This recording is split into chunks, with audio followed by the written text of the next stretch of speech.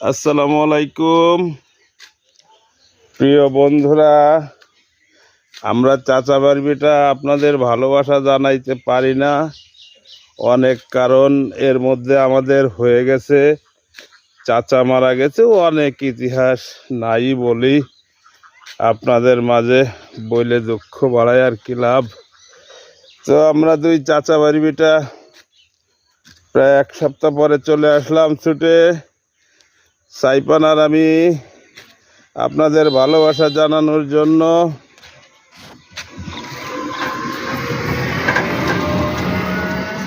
এরা কান দেখে কি হয়েছে? কান্তি কান্তি গেল কে? দেখিনি তাই বাড়িতে। ওই যে দক্ষিণ বাড়ির বদনের বউ। বাবা সাইপান মোল্লা, সকলকে ভালোবাসা এবং সালাম জানিয়ে দাও।